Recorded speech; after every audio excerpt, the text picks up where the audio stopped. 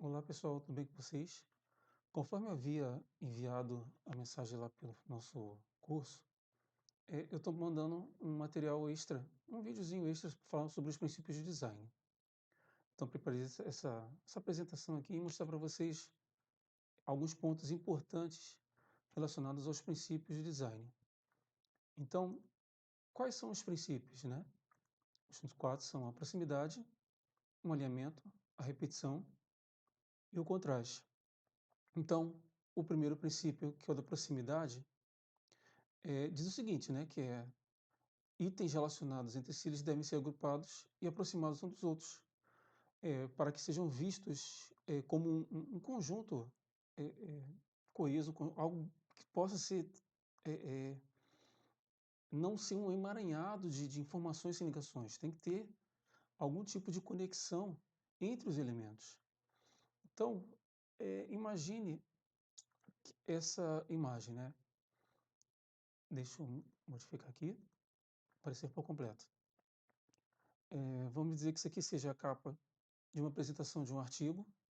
Na verdade, é um artigo, sim, já foi publicado há alguns anos pelo laboratório no qual eu fiz a minha pesquisa de mestrado.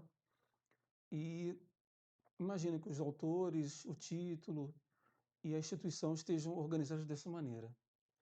Então, não existe qualquer tipo de ligação entre esses elementos. No entanto, se nós colocarmos dessa maneira, vamos ver que há uma proximidade entre os elementos. Conforme Robin Williams, vários itens, quando estão próximos entre si, eles se tornam uma unidade visual e várias unidades separadas. E assim como na vida, a proximidade ela implica uma relação. Então, imagine também a preparação de uma lista de compras para o supermercado.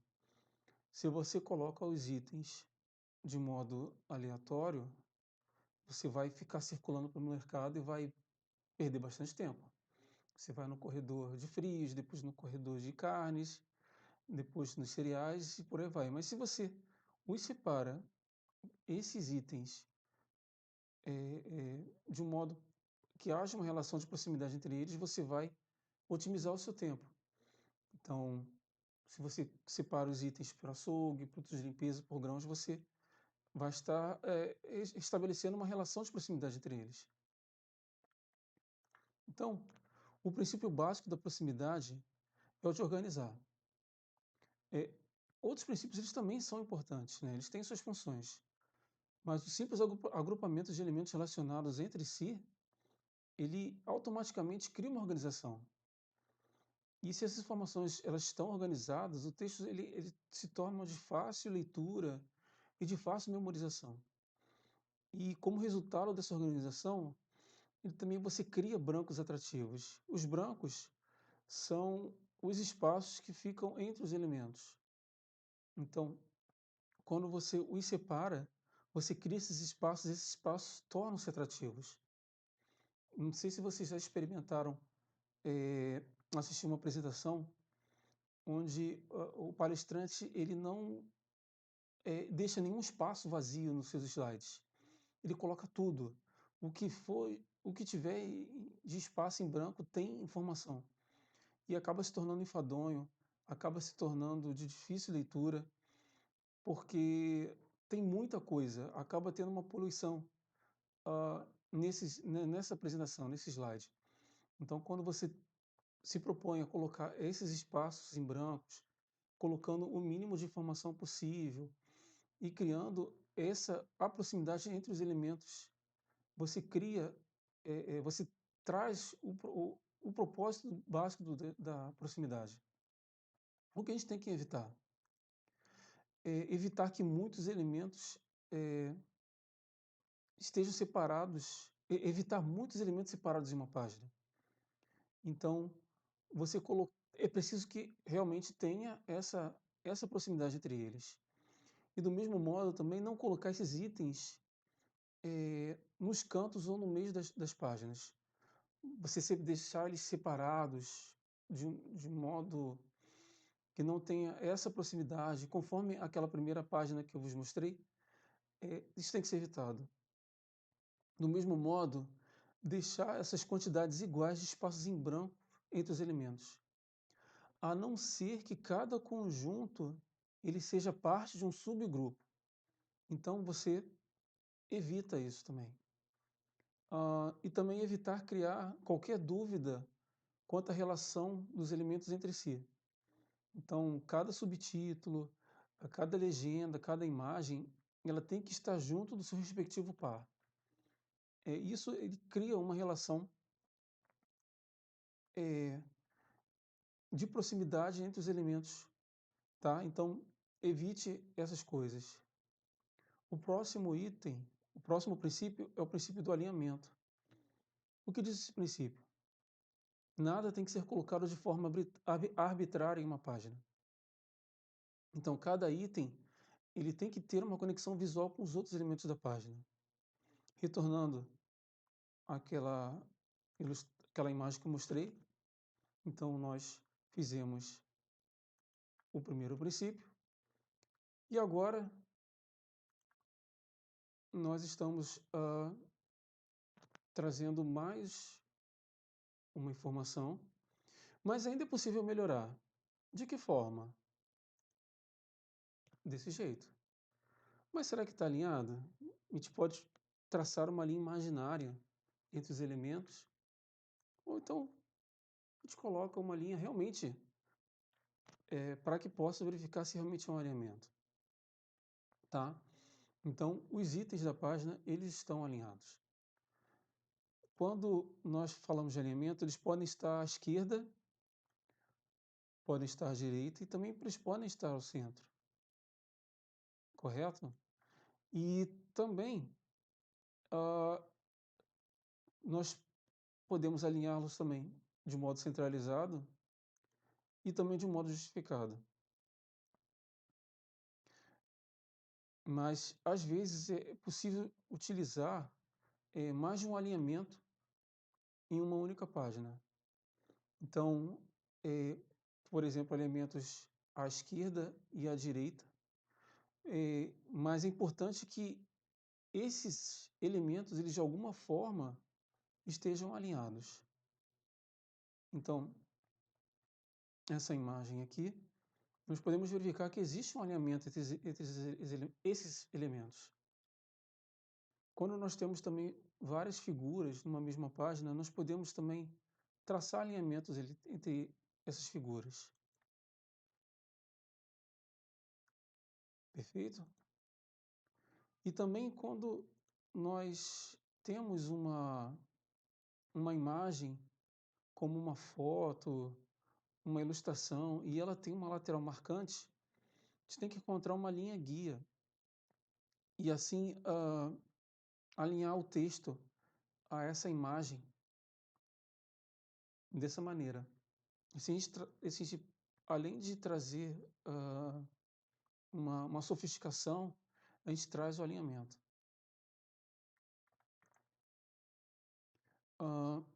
Então, os elementos, eles podem estar, se eles estiverem bem delimitados, a gente pode interromper de um modo consciente esses alinhamentos. E assim, a gente vai ter uma interrupção intencional. Então, nessa imagem, por exemplo, nós temos os alinhamentos de um lado e nós temos essa caixa trazendo o contraste, que nós vamos falar depois, mas com o alinhamento centralizado, diferente do alinhamento dos outros textos. Então, isso foi feito de um modo intencional e traz um alinhamento e interrompe de modo consciente, né, essa imagem. Então, o propósito do alinhamento é de unificar e de organizar a página. Normalmente, um alinhamento marcante ele cria uma aparência mais formal, mais engraçada, uma coisa mais sofisticada e até séria, combinando com o uso de fontes que nós vamos falar na próxima semana sobre tipologia.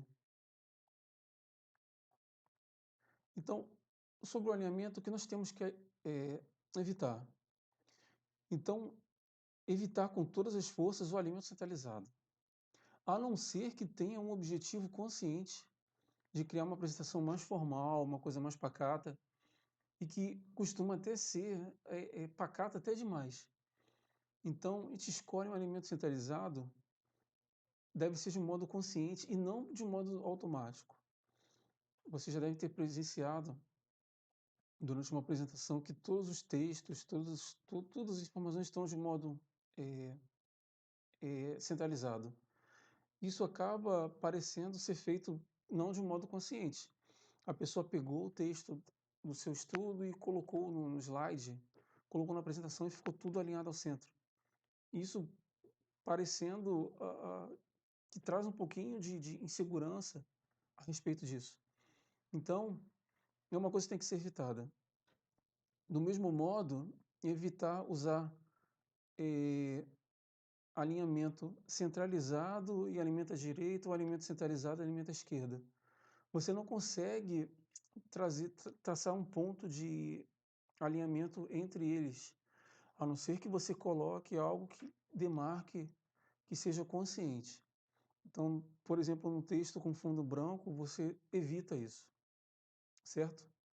O próximo princípio é o princípio da repetição, que diz que algum aspecto do design ele se deve repetir no material inteiro.